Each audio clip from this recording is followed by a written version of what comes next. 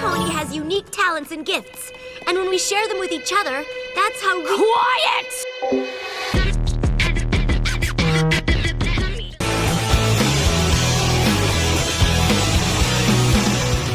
Hello my beautiful gorgeouses, my name's Denzer Denny, and welcome back to my channel. Also, happy Pride Month. I hope everyone is having a wonderful month. Happy gay month, cause you know you gay and stuff. Okay. I'd also like to address my little 5-month break. I didn't have much motivation to make videos, so I just decided to not force myself to make content that doesn't feel as good as my older videos. Anyway, in today's video, we're gonna be finally discussing Starlight Glimmer.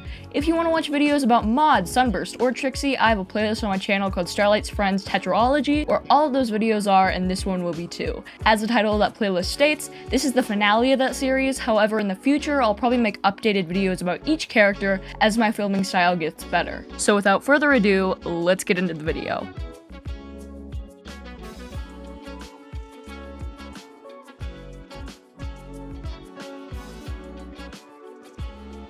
As most characters in Generation 4, Starlight is based on a few ponies from earlier generations, but since she wasn't introduced until Season 5, her character design has some similarities to early Gen 4 ponies. It was revealed in the book The Art of Equestria that Starlight originally had 2 shades of purple in her mane without the highlight of teal. One of the directors, Jim Miller, revealed that she was a proto-version of Twilight, and that's why her color palette parallels Twilight's. My guess is that they added the blue to her mane so her design would still look different, standing next to the other main 6.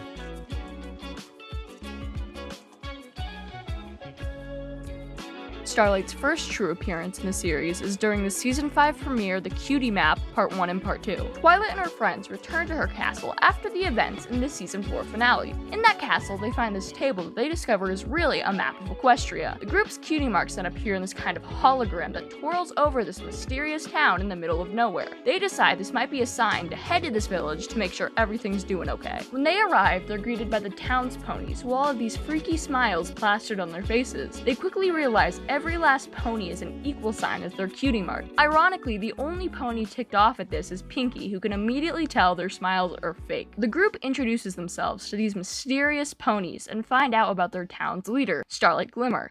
They end up meeting her and she talks about, through song of course, how she thinks that by removing every pony's cutie marks, she'll create this utopia of equality where everyone is equal. You could say this sounds good in theory, but this basically removes everyone's life purpose, as that's basically what a cutie mark stands for. Starlight thinks getting Twilight and her friends to join this cult will spread the word of her message quickly, as Twilight is the princess of friendship and the main 6 are the elements of harmony. The main 6 shortly find out about this cave where apparently Starlight stores the town's cutie marks. Fun fact, later on in the series we find out Maud was the one who told Starlight about this cave. Psst, do you know a lot about rocks? Yes. Have you ever come across some kind of super powerful stone that can store the cutie mark magic of, I don't know, an entire village? Yep. In the big cave. The group asks to visit this place as it's open to the public, like a museum of disembodied cutie marks, and people say a show about colorful ponies can't be dark. They end up traveling to this landmark with Starlight Glimmer, but when they arrive, they get trapped and are forcefully stripped of their cutie marks. The ponies are now locked in a cottage with this monotone voice telling them to accept what they're going through. As they are the main characters, they find a way out by using Fluttershy as a distraction. To make a long story short, they dump a bucket of water on Starlight's rear to show that she's actually been painting on a fake equal sign cutie mark. The town decides to join forces with Twilight and her friends to get every pony's cutie marks back. They destroy the display of cutie marks and every pony suddenly gets their cutie marks teleported back on their thighs? In the end, Twilight tries to get Starlight to reform and become good, but she just gallops out of there. Throughout the rest of the season, Starlight can be seen in the background spying on the main 6 as they go on their usual adventures. We soon find out she's been plotting something.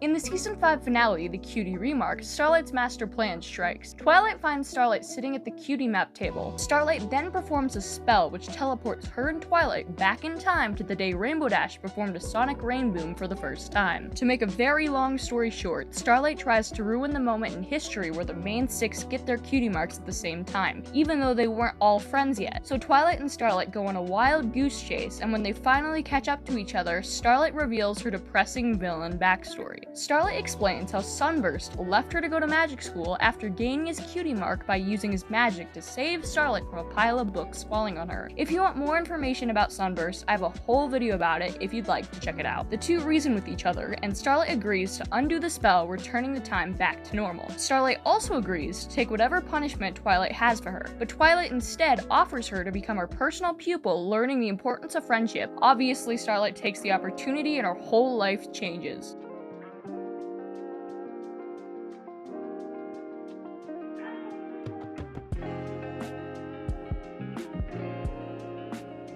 Throughout the rest of the series, Starlight ends up gaining lots of valuable friendships, which again, I've already made separate videos about. After the season 5 finale, Starlight pretty much becomes the 7th member of the main 6, getting the same amount of separate episodes about her that the other main characters have. She also ends up becoming the guidance counselor for Twilight's School of Friendship. Since Starlight becomes such a reoccurring character, she gets a decent amount of merchandise, but still not quite as much as the amount of the main 6. Still to this day, Starlight is one of the most iconic characters in the whole franchise, being many fans' favorite character.